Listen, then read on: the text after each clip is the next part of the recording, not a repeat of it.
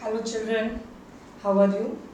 Today which topic I thought to teach you, this is central bank as a controller of credit. First of all, I want to request you all, if you want to get more information from my side, so please here like, comment and subscribe and share, right? Because everybody is human being, right? You need motivation from our side, but at this moment what activity I started for you all, I also need some motivation, and you can give me lots of motivation to me. If you are understanding, I can see so many new viewers are added on channel. So if you are benefited by the concept I am sharing with you, so please subscribe me, right? So because it will give motivation to me to improve and to give more and more information to you through this channel, Economics with Purnima Sharma, right? So today topic I thought to explain, that is central bank as a controller of money supply. The same concept, first of all I want to tell you कि जो ये concept मैं आज मैं पढ़ा रही हूँ, ये इस यूनिट में भी पढ़ेंगे आप मनी एंड बैंकिंग, और next unit that is determination of income and employment, उसमें भी आप पढ़ेंगे। ये कॉन्सेप्ट दो यूनिट में है, money controller function of central bank. In previous videos I taught you the commercial bank as a creator of money. Commercial bank create money and helps in development of the country. But sometimes, you know, the money supply in the economy is maybe excess or maybe deficient. Money supply which is in circulation, जो circulation में है market में, economy में, वो कभी कभी क्या होती है, जो रिक्वायरमेंट है जितनी मनी सप्लाई की, कितनी रिक्वायरमेंट है, जितना हमारा जीडीपी है, जीडीपी को खरीदने के लिए इतनी जीडीपी है तो इतना पैसा चाहिए, राइट, ताकि सब लोग उसको खरीद लें। लेकिन अगर मनी सप्लाई जीडीपी से ज़्यादा है, हमारी रिक्वायरमेंट से for development we need more infrastructure development, so we need more money, so लेकिन जो हमारी रिक्वायरमेंट है मनी सप्लाई की for the development of our country, right, अगर मनी सप्लाई सर्कुलेशन में इससे ज़्यादा तो एक्सेस डिमांड, तो इन्फ्लेशन, और अगर मनी सप्लाई जो सर्कुलेशन में है वे अगर वो रिक्वायर्ड मनी सप्लाई से कम है तो क्या हो गया, डेफिशिएंट मनी सप्लाई, और deficient money supply will cause lack of aggregate demand will fall and will cause the deflationary gap, deflation, when the price of the commodity falls because of here less demand for the goods and services. So these two are the economic problems, right? जैसे एक practical example, हमारी body का temperature कितना होना चाहिए, 98.4 degree Celsius, right, what ever, right. तो ये हमारा क्या है, बॉडी का टेम्परेचर है जो होना चाहिए। लेकिन अगर इस टेम्परेचर से ज़्यादा हो जाता है हमारा बॉडी का टेम्परेचर तो उसे हम बोलते हैं फीवर, और कम हो जाता है that is also not good, right. तो हम क्या करते हैं, हम डॉक्टर के पास जाते हैं ताकि हमारा बॉडी का टेम्परेचर जितना होना चाहिए उतना हो जाए, ठीक है। तो इसी तरह से मनी सप्लाई जो मार्केट में है जितनी होनी चाहिए उससे ज़्यादा है, तब economic problem, inflation, excess demand, inflation. अगर जितनी होनी चाहिए उससे कम मनी सप्लाई है सर्कुलेशन में तो क्या होगा, again that will cause deficient demand and will cause deflation, or these two are the economic problems, need to be controlled, need to be checked, otherwise it may damage the economy.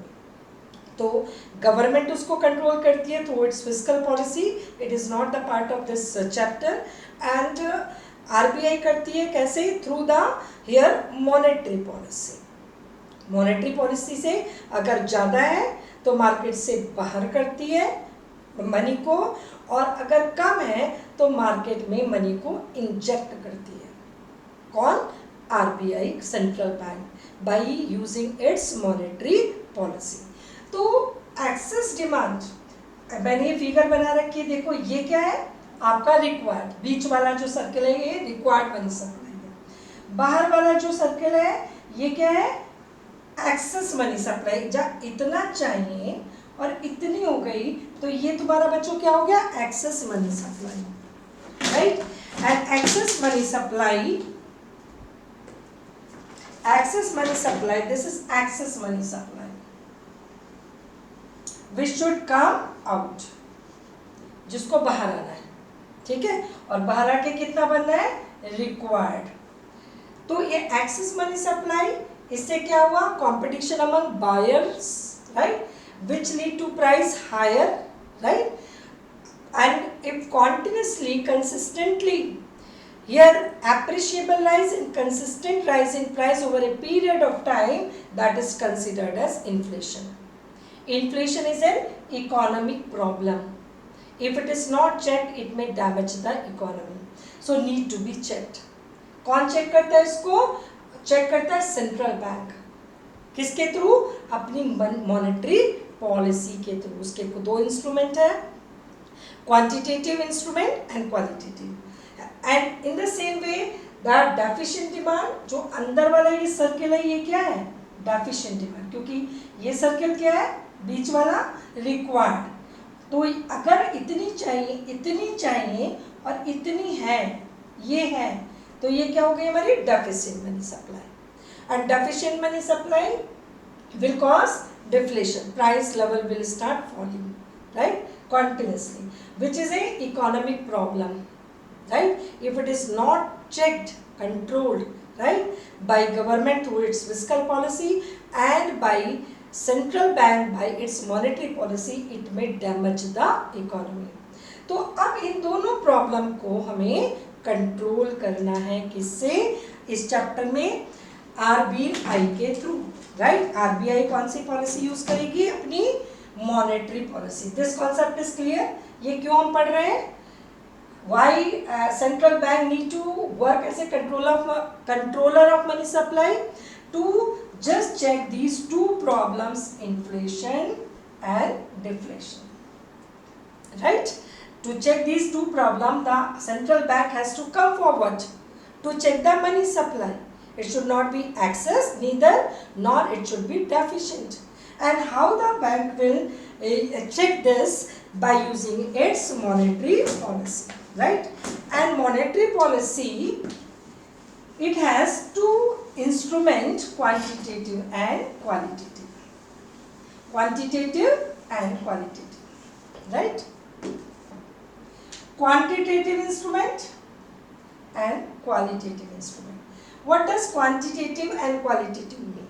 Qualitative, this is traditional, पहला traditional है, और ये क्या है आपका उसके बाद explore हुआ है, right, that is traditional and this is introduce later on. क्यों, क्योंकि ये क्या चेक करता है बच्चों, direction, sorry, that check the total volume of money. Quantitative, check the total volume of money in the circulation for the economy as a whole. या तो ये मनी सप्लाई को इकोनॉमी में पूरा बढ़ा देगा, या ये मनी सप्लाई को इकोनॉमी में कम कर देगा, for the economy as a whole, right. So it is general in nature, general in nature. Quantitative, again I am telling, it is traditional. Since the beginning we are using these instruments to affect the money supply, to control the money supply, RBI, central bank, and it affect, what is affected by this, this is total volume of money supply, and it is first point, second point, it is general in nature. Why it is general in nature? Because it either increases the money supply for the nation as a whole, or it decreases the money supply for the nation as a whole. So it is very general, right? Come to qualitative. Qualitative, check the direction. It check the direction of money supply, right? and it is as compared to this is modern, right? This is traditional and it is qualitative, are also known as here selective credit control. This is also known as selective credit control. Why it is known as selective credit control? Because for a specific direction, either the money supply is restricted, money flow is restricted, or in specific area the money supply is that allowed to flow. So it is selective credit control here instrument of monetary policy, right? तो ये क्या check करता है? Volume नहीं check कर रहा है, volume इतनी है मनी सप्लाई एज्यूम, इसने क्या किया, इससे इस डायरेक्शन से मनी, इस एरिया से मनी सप्लाई को बाहर निकाला और दूसरे एरिया में फ्लो कर दिया, डायरेक्शन चेंज किया, वॉल्यूम उतनी ही रहती है अंडर क्वालिटेटिव इंस्ट्रूमेंट, ठीक है? तो ये क्या चेक करता है? Qualitative. It is also known as selective here credit controls instrument, right? And it is specific in nature. It is specific in nature. Why it is specific in nature? क्योंकि it is either increasing the money supply in one direction and restricting the money flow in other direction. तो it is specific in nature, right? तो ये क्या है? Quantitative and qualitative. Direction, total volume, right? And it is general and it is very specific. इसकी क्यों ज़रूरत पड़ी बच्चों? सोचो कि ये तो शुरू से RBI यूज़ कर रहा था, RBI ने सपोज इन्फ्लेशन हो रहा है, right? I will teach you now. Inflation हो रहा है, बैंक रेट क्या हो रही है? बैंक रेट को कम करेगा. जब बैंक रेट कम करेगा तो क्या होगा? पूरी इकोनॉमी में मनी सप्लाई कम हो जाएगी, पूरी इकोनॉमी में, कोई स्पेसिफिक नहीं है, जनरल, राइट? जब पूरी इकोनॉमी में मनी सप्लाई कम हो जाएगी तो क्या है, जो कॉमर्शियल बैंक है उनके जो पास फंड्स हैं लोन देने के लिए, राइट, वो भी कम हो गए, उनकी लैंडिंग पावर कम हो गई. Either they are providing loan for consumption और फॉर प्रोडक्शन. अगर प्रोडक्शन के लिए लोन महंगा हो जाएगा, लोन उसके पास फंड्स हैं लेकिन लोन महंगा हो गया, राइट? लोन महंगा हो जाएगा तो cost of production will increase. अगर मैं अभी इन्वेस्ट कर रही हूँ और इंटरेस्ट रेट अगर अचानक से बढ़ जाए तो मेरा जो कॉस्ट ऑफ प्रोडक्शन है वो क्या होगा? इंक्रीज हो गया. और जब कॉस्ट ऑफ प्रोडक्शन इंक्रीज हो गया तो मेरा प्रॉफिट मार्जिन कम हो गया, and I will hesitate to invest my money because of less profit margin. तो ये प्रॉब्लम क्या आई कि जब क्वांटिटेटिव इंस्ट्रूमेंट RBI ने यूज़ करे तो हमारा ग्रोथ रेट भी अफेक्टेड हो सकता है, क्योंकि it is general in nature, it affect the total volume of money for the country as a whole. तब उसके बाद ताकि ग्रोथ रेट भी नीचे नहीं आए और मनी सप्लाई भी कंट्रोल हो जाए, इसलिए selective credit control instrument were started to be used by central bank, which is known as qualitative instrument. तो ये बाद में एक्सप्लोर हुआ, ये पहले से था, इसलिए इसको ट्रेडिशनल बोलते हैं. समझ में है? तो इतना आपका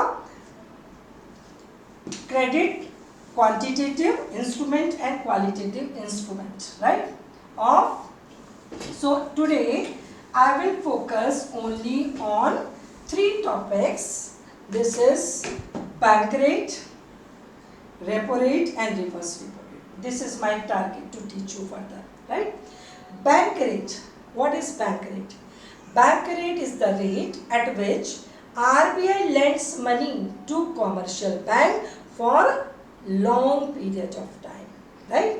The rate at which central bank lends money to commercial bank, central bank, and this is commercial bank. I have to change the because both are common. Central bank lends money to commercial bank for long period, if the for long period of time, right? So this is known as bank rate. If suppose the commercial bank is asking loan for a long period of time, so for this long period of time, the on loan whatever rate is charged by whom? Central bank. From whom? Commercial bank. This is known as bank rate, right? Repo rate में क्या difference है? The rate at which central bank lends money to commercial bank for a short period of time. ये long period of time loan के लिए और ये short period of time. This is only the difference between the definition of these two, bank rate and here repo rate. Repo rate for short period, bank rate for long period. The rate at which central bank gives loans to commercial bank, right? Now how it works, right? How it works, I will teach you. You know bank rate, just a minute.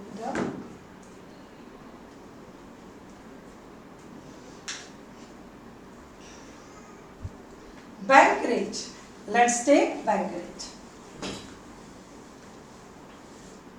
अब simple बिल्कुल अपने concept को साथ पढ़ोगे. Bank rate बहुत easy है, पढ़ाई बिल्कुल मुश्किल नहीं है. ये मनी सप्लाई रिक्वायर्ड है, ये इन्फ्लेशन हो गई, ये एक्सेस मनी सप्लाई. इसने क्या कर दिया? इन्फ्लेशन. अब इस एक्सेस मनी सप्लाई को बाहर करना है, रिक्वायर्ड तक लेके जाना. How this is used? Bank rate at this time the central bank will increase, right? Increase in bank rate, you know, अगर मैं कॉमर्शियल बैंक हूँ और मैं आरबीआई से 10 से 12% पे ले रही हूँ, तो मैं जनरल पब्लिक को अगर पहले सपोज मैं 12% पे दे रही थी, तो अब तो मैं 12% पे नहीं दूंगी, क्योंकि 12% पे तो मैं ही सेंट्रल बैंक से ले रही हूँ, क्योंकि I have to generate profit for me also. ठीक है, तो मैं अगर आरबीआई ने 10 से 12% किया, तो मैं 12 से 14 कर दूंगी. तो क्या increase in bank rate will increase the interest rate. Interest rate बढ़ गया, राइट? अब इंटरेस्ट रेट बच्चों अगर बढ़ गया, सपोज तुम क्या हो? बोरोवर. किससे? मेरे से लोन ले रहे हो. ठीक है, आरबीआई ने बढ़ाया, मैंने इंटरेस्ट रेट बढ़ा दिया लोन पर. अब तुम लोग मेरे से कम लोन लोगे, क्योंकि आपका क्या हुआ? Cost of borrowing increased. You will agitate. Cost of borrowing will increase and loan becomes expensive. इससे क्या होगा? Loan becomes expensive. Loan expensive बन गए. अब demand for loan will decrease, right? And that will decrease the demand for loans. बिल्कुल flow chart सीधा है, सीधे पढ़ते जाना. और ये दोनों में यूज होगा, रेपो रेट का भी और बैंक रेट का दोनों से में, क्योंकि दोनों में सिर्फ क्या डिफरेंस है? Short run and long run. Bank rate for long run and repo rate for short run. The same flow chart will work. यहाँ बैंक रेट की जगह रेपो रेट कर देंगे. अभी मैं आपको बताती हूँ कि बैंक रेट बढ़ा तो इंटरेस्ट रेट बढ़ गया, क्योंकि मैं भी अपना इंटरेस्ट रेट बढ़ाऊंगी एज ए कॉमर्शियल बैंक. आप लोगों के लिए क्या हुआ? लोन क्या हुआ? महंगा हुआ, क्योंकि कॉस्ट ऑफ बोरोइंग बढ़ गई, आपको ज़्यादा इंटरेस्ट देना पड़ रहा है. और then you will hesitate, you will demand less for loans. If you will demand less for loans, the money supply, ये जो excess money supply, it will come out. Money supply will reduce. If money supply will reduce, that will come to the sufficient और required money supply. Excess से काय में convert हो जाएगी, ये कम होके कितना हो जाएगी? रिक्वायर्ड. ठीक है, अगर यहाँ पे बैंक रेट रखें तभी भी यही लिखेंगे. If the bank rate will increase by central bank, then commercial bank will increase the interest rate, right? If the commercial bank will increase the interest rate, for the general public taking loans will become expensive. Loan becomes expensive. If loan, because cost of borrowing increase, they have to pay more amount of money in the form of higher interest rate. Cost of borrowing बढ़ी बच्चों, तो क्या हुआ? Loan आपका महंगा हुआ, loan महंगा हुआ तो डिमांड फॉर लोन कम हो गई, डिमांड फॉर लोन कम हो गई तो मनी सप्लाई कम हो गई, और किसके बराबर आ गई, रिक्वायर्ड मनी सप्लाई। ठीक है, तो this is the same way we are suppose to write bank rate and repo rate, because the only difference between these two that is short run and long run, right. Next is here how it is used for deficient demand. बहुत practically पढ़ना है, economics बहुत easy है, हमारे सारे surrounding में economics है, बस आपको क्या करना है, relate how the repo rate is bank rate is used to bank rate और रेपो रेट दोनों साथ बता रही हूँ बच्चों, क्योंकि दोनों का वर्किंग सेम है। Repo rate to check deflation, deflation is caused because of deficient money supply, to check deflation, right। अब ये सर्किल बनाओ, ये क्या है, रिक्वायर्ड है, ठीक है, और मनी सप्लाई कितनी है, इतनी है, ठीक है, ये रिक्वायर्ड जो होनी चाहिए और इतनी है, तो ये जो क्या हो गई, ये डेफिशिएंट मनी सप्लाई हो गई, ठीक है। अब deficient money supply will cause deficient demand, deficient demand will cause deflation, right. तो हमें अगर इतनी मनी सप्लाई है तो इतनी मनी सप्लाई इंजेक्ट करनी है, बढ़ानी है आरबीआई को, ठीक है, इसको बढ़ाना है, इंजेक्ट करना है। अब मनी सप्लाई को बढ़ाने के लिए इन दो इंस्ट्रूमेंट, जो कि किसके, कौन से इंस्ट्रूमेंट है, क्वांटिटेटिव इंस्ट्रूमेंट है, किसके, मॉनेटरी पॉलिसी के। मॉनेटरी पॉलिसी किसकी है, सेंट्रल बैंक की। कैसे बढ़ाएगा आरबीआई, राइट। बैंक रेट और repo rate both will be reduced. अगर आरबीआई ने, जिस सपोज मैं कॉमर्शियल बैंक हूँ, आप लोग क्या है, आप लोग हैं बोरोवर्स, जनरल पब्लिक, राइट। तो अगर आरबीआई अपनी बैंक रेट रेपो रेट को कम करेगा तो मैं सस्ते रेट पे अगर लोन ले रही हूँ, किससे, क्योंकि मैं किससे लोन लेती हूँ, सेंट्रल बैंक से, तो सेंट्रल बैंक अगर मुझे कम रेट पर लोन दे रहा है तो मैं भी आप लोगों को कम रेट पे दूंगी, I will reduce the interest rate, rate also will be reduced, क्योंकि सारे कॉमर्शियल बैंक को कॉन्ट्रीब्यूट करना पड़ता है आरबीआई को, राइट। तो आरबीआई ने अगर बैंक रेट और रेपो रेट को कम किया है, काहे के लिए, डेफिशिएंट डिमांड को सफिशिएंट डिमांड में कन्वर्ट करने के लिए, तो मुझे उसको कॉपरेट करना है, कैसे, by reducing the interest rate. अब मैंने इंटरेस्ट रेट कम कर दिया, तो पहले सपोज आप बहुत ही इंपॉर्टेंट पर्पसेस के लिए लोन लेते थे, अब जब लोन सस्ता हो गया आप लोगों के लिए, इसने क्या किया, कॉस्ट ऑफ बोरोइंग को रिड्यूस कर दिया, ठीक है, जितना आप पहले दे रहे थे अब आपको कम इंटरेस्ट देना है। अब कॉस्ट ऑफ बोरोइंग कम हुआ क्योंकि लोन क्या हुआ, सस्ता, लोन बिकम्स चीपर। अब लोन सस्ता हुआ, ठीक है, because of cost of borrowing has reduce, तो demand for loan will increase, loan will increase, ठीक है, demand for loan will increase. अब आप जो बहुत ज़्यादा इंपॉर्टेंट पर्पस नहीं है उसके लिए भी लोन लेना शुरू कर देंगे, क्योंकि आपको पता है कि इस समय क्या है, इंटरेस्ट रेट कम चल रहा है, लोन सस्ते हैं, ठीक है, offered by the commercial bank. तो क्या करोगे आप लोग भी, या लोन के लिए अपनी डिमांड को बढ़ा दोगे। अगर आप लोन के लिए अपनी डिमांड बढ़ा दोगे तो जो आप लोन ले रहे हैं वो कहाँ जाएगा, मार्केट में आएगा, इकोनॉमी में आएगा, और जो इकोनॉमी में जो ये डेफिशिएंट मनी सप्लाई थी, ये काय में चली जाएगी, सफिशिएंट रिक्वायर्ड में कन्वर्ट हो जाएगी, बढ़ गई, इंजेक्ट कर दिया आरबीआई ने पैसा by reducing the bank rate and repo rate, right। तो इस तरह से क्या है कि हमें किसी भी कॉन्सेप्ट को बच्चों बेस से समझना है। बेस मैंने क्या दिया आपको, इसके लिए रटना नहीं है कि बैंक रेट उठाया रटना शुरू कर दिया। मैं बार बार बता रही हूँ कि अगर उसको रिलेट करके नहीं पढ़ोगे, उसको समझ के नहीं पढ़ोगे, तो this knowledge will not remain with you at the time of examination when you require it, right? तो हमें इसको समझना है। मैंने कहाँ से शुरू किया, आपको डायग्राम बताया कि ये इतनी होनी चाहिए, अगर इससे ज़्यादा है तो excess demand, competition among buyers, inflation which is an economic problem has to be checked. Government through fiscal policy and RBI through monetary policy.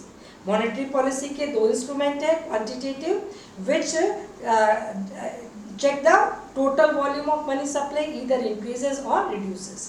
It is general in nature and it is traditional. शुरू से RBI इसको use करता रहा है, right? और उसके बाद आपका कैसे उसको इन्फ्लेशन को और डिफ्लेशन को कंट्रोल करेगा, by using its quantitative and qualitative instrument of monetary policy. Qualitative instrument कौन से होते हैं, जो स्पेसिफिक होते हैं नेचर में। क्यों स्पेसिफिक है, क्योंकि एक पर्टिकुलर सेक्टर में मनी सप्लाई का फ्लो बढ़ाते हैं और एक पर्टिकुलर सेक्टर में मनी सप्लाई के फ्लो को कम कर देते हैं डिफ्लेशन में, ठीक है, सॉरी इन्फ्लेशन में मनी सप्लाई के फ्लो को कम कर देते हैं। तो ये क्या है, selective credit control we are using at the time of inflation, क्योंकि डिफ्लेशन में तो हमें मनी सप्लाई बढ़ानी है, ठीक है, सभी सेक्टर में बढ़ानी है, लेकिन अगर इन्फ्लेशन है then we are suppose to use the qualitative instrument of monetary policy also by the central bank, right. तो ये आपका आज मैंने बैंक रेट पढ़ाया और रेपो रेट पढ़ाया। Bank rate affect the interest rate. Interest rate affect the here the loan demand by the general public, ठीक है। बैंक रेट बढ़ा, कॉमर्शियल बैंक ने इंटरेस्ट रेट बढ़ा दिया, आपके लिए लोन महंगा हो गया, कॉस्ट ऑफ बोरोइंग बढ़ गई, demand for loan from your side general public will reduce, money supply will reduce, the inflation will be checked, excess money supply will convert into the sufficient money supply. Deflation में repo rate और bank rate को कम कर दिया, commercial bank ने interest rate को कम किया, cost of borrowing कम हो गई आप लोगों के लिए, जनरल पब्लिक के लिए कॉस्ट ऑफ बोरोइंग कम हुई तो क्या हुआ, क्योंकि आपका लोन क्या हुए, सस्ते हुए, तो demand for loan will increase, demand for loan will increase, it means the money supply which was deficient now it will be converted into the sufficient money supply and will control this is deflation, ठीक है। तो बाकी मैं कल repo rate, reverse repo rate, open market operation I will cover in, I will teach you tomorrow in my tomorrow's class. मेरे ख्याल से आपको ऐसा लग रहा होगा कि आप क्लास में पढ़ रहे हैं, I will not skip a single point, क्योंकि मैं जो जिस उद्देश्य से आपको पढ़ा रही हूँ, ठीक है, मेरा उद्देश्य है कि आपको किसी भी कॉन्सेप्ट की डीप नॉलेज देना, ना कि ऊपर से पढ़ा देना कि बैंक रेट शुरू करा, बैंक रेट और इसकी क्यों ज़रूरत है, पहले वहाँ से शुरू करो। तो वहाँ से जब शुरू करोगे तो आप अपने जो नॉलेज है उसको रिलेट कर पाओगे अपनी सराउंडिंग से, क्योंकि इकोनॉमिक्स के लिए कोई अलग लैब नहीं होती, ये क्या एक साइंस सब्जेक्ट है, science as well as an art, 11th में आपने पढ़ा होगा। तो as a science subject we must have laboratory, तो हमारी लैब जो है हमारी सराउंडिंग है, उसको तुरंत रिलेट करो। जैसे मैंने एग्जांपल दिया, मैं बैंक हूँ, आप जनरल पब्लिक है, ये RBI है, ठीक है, उससे रिलेट करके जाओ, आप बिल्कुल उसको प्रैक्टिकली उसको अप्लाई करेंगे तो चीज़ें बहुत आसानी से समझ में आएंगी और आपके पास बहुत लंबे टाइम तक रहेंगी, ठीक है। तो last I will give you the message as usual, right.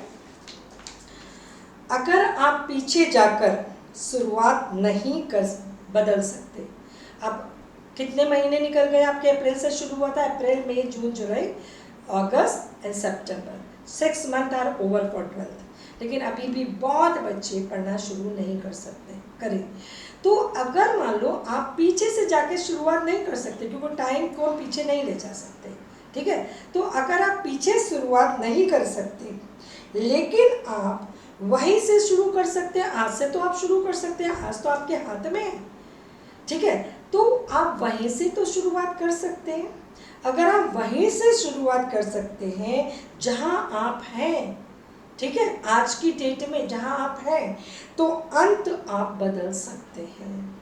अगर आप सोचते रहे 6 महीने निकल गए, आप क्या होगा, छोड़ दो, ठीक है, तो कुछ नहीं होगा, अंत आपका नहीं बदलेगा। लेकिन आज भी भगवान ने इतनी शक्ति आपको दी है कि अगर आज भी आप शुरू हो गए पढ़ना, पीछे को मत देखो, मैं कभी पीछे को नहीं देखती हूँ कि आपके 10th में कितने परसेंट थे। और बहुत सारे बच्चों इस तरह के मैसेज को लेके मेरे क्लास में मिरेकल्स करते हैं। जो 10th में 60% होता है, वो कॉमर्स में, इकोनॉमिक्स में जाके 95 प्लस जाता है, क्योंकि वो शुरू हो जाते हैं। बस एक ही चीज़ है, शुरू। किससे? दिल से, इंटरेस्ट से। So thank you and have a nice day. Take care of your health and studies and be good citizen, good human being. God bless you all.